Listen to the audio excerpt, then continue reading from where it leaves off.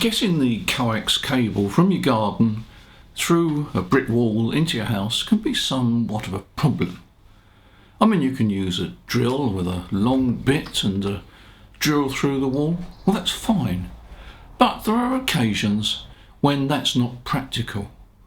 For various reasons. You may live in a rental home, you can't drill holes through the wall. You've gone on holiday, you rented a nice little cottage for a week. Lovely garden, bigger than normal.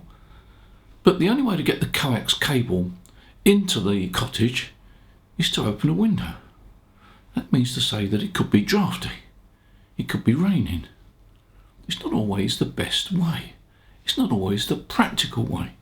Well, here's something that actually may solve your problem. From Comet in Japan.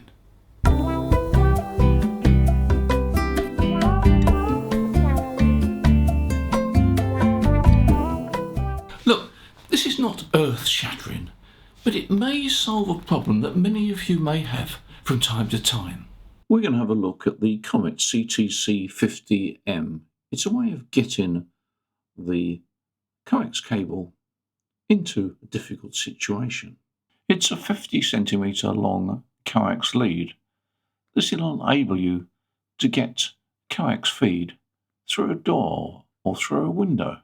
At the heart of this unit is a very strong but pliable plastic strip, and embedded in this plastic strip is a length of 50 ohm coax cable. Now, it's the thickness of this strip that determines how easily it will go through a window or through a door jamb.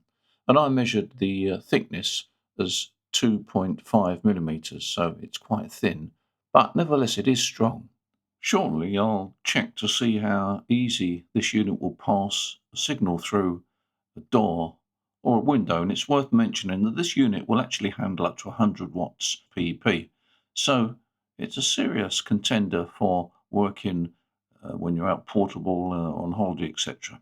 Now, at each end of the CTC-50M is a plastic box or plastic moulding. It feels very solid, and that has an SO239 at either end, and it seems to be a standard thread identical to that used on equipment, so you won't have any problems with attaching coax cable to it. I wanted to check the power loss on the CTC-50M, so I used a bird through line. On the right hand side I've got a 50 ohm dummy load, and on the left hand side I've got a short coax cable going to my transceiver, set as close as I could to 20 watts, and we'll just take a look on the screen to see what the actual power meter reading is.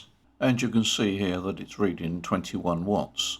Then I inserted the CTC-50M between the output lead of the transceiver and the bird through line. And you can see there's just a tiny fraction of a watt loss, but it's of no consequence really.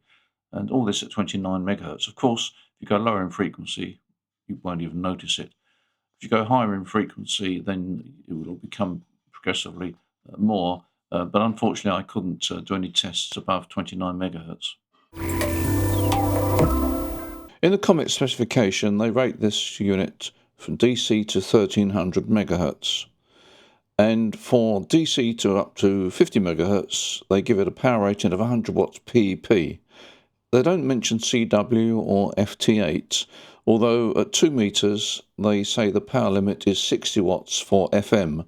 So it looks as if 60 watts FT8 would be okay for the HF bands. And as far as CW is concerned, I'd be quite happy to use the 100 watt limit for CW up to 50 megahertz. And then on 77s, there's a power limit of 40 watts, and I don't think the unit is likely to be used above that, although they do rate it up to 1300 megahertz. Now, up to 500 megahertz, they claim a VSWR less than 1.3 to 1. At HF, I couldn't register any VSWR at all. Now, in terms of loss, they claim that from DC to 500 megahertz, there's less than 0.5 dB, and that would seem to be reasonable, because I was measuring only a fraction at HF. And then from 500 to 1300 megahertz, they mention a loss of 1 dB. But again, I don't think this unit's going to be used above 70 SEMS. Now, let's try it in practical terms through a window. These windows are really tight. There's no way you could get coax through them and shut them. But there we are. That window's fully shut, and we've got the coax going from inside to outside, no problem. Now I'm going to try it on a fan light. Try it on the fan light here, which is a very, very tight fit, and pass it through there. Window locks fine, again, no problem. So let's just check the cable after it's been through the windows, and you see it's still very smooth, no damage. So it does the job, does what it says on the box. Finally, let's have a look at some accessories that you get in the pack. You get 4 screws, 2 caps to go on the coax sockets, and a couple of adhesive pads. Now the adhesive pads to stick these onto a window, that makes sense, and you've got nice large flat surfaces for the pads to go on there. And these, interestingly enough, these covers actually are threaded. They screw on like that, so they're not the normal press-on ones, they're actually threaded, which is quite nice. And for the screws go through there, come out the other side, and the idea is that you can, if you've got a wooden frame, I suppose, you can screw these to the wooden frame.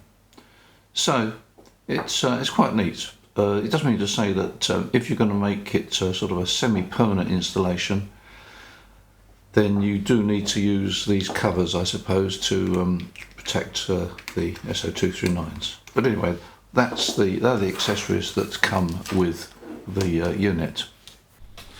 So it's a great idea if you're trying to get coax from inside to outside without having to drill a hole through the wall, or you're on holiday, or you're some temporary location, then it really does the job.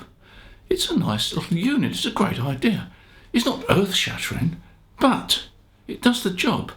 And there's not many other choices you've got unless you want to drill a hole through the wall. So I think some members of the family will be impressed with this little item.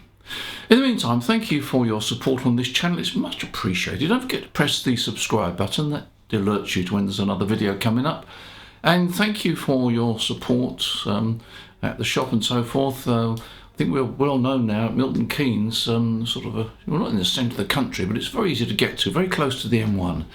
And we've got a massive radio stock. Go on our website, have a look, see what we've got on our website. All sorts of goodies there.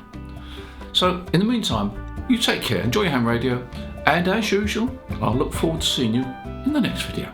Bye for now.